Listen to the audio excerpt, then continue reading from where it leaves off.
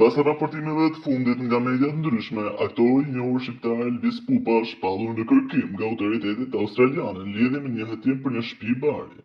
Ndërkohë bashkëshortja e tij ndodhet në një proces gjyqësor për të njëjtën çështje.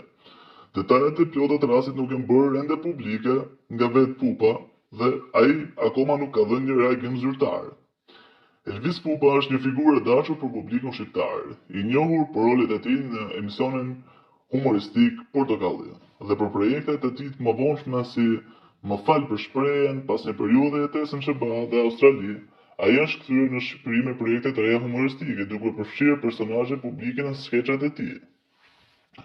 Në një kohë kur shumë artistë të tjerë janë përfshirë në politikë apo kanë përfituar nga fondet publike, Elvis Pupa ka zgjedhur të qëndrojë larg këtyre angazhimeve, duke u përqendruar në artin e tij dhe duke ndjekur rrugën e vet për të siguruar jetesën. Edhe nëse akuzat ndaj tij rezultojnë vërteta, është e rëndësishme të theksohet se ai nuk ka shfrytzuar politikën e tij apo pozitën e tij për të përfituar në kurriz të qytetarëve shqiptarë. Në këtë kontekst, është e drejtë të qëndrojmë krah artistit, duke pritur që drejtësia të bëjë punën e saj dhe duke mos harruar kontributin e tij në artin dhe humorin shqiptar.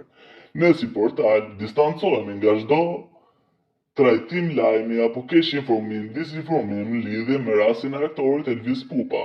Por ne ai mbetet një ikonë e humorit shqiptar me kontributet e tij si në Portokalli, si në çdo emision tjetër humoristik.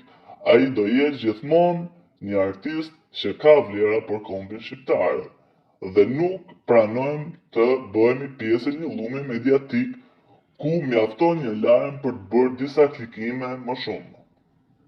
Faleminderit.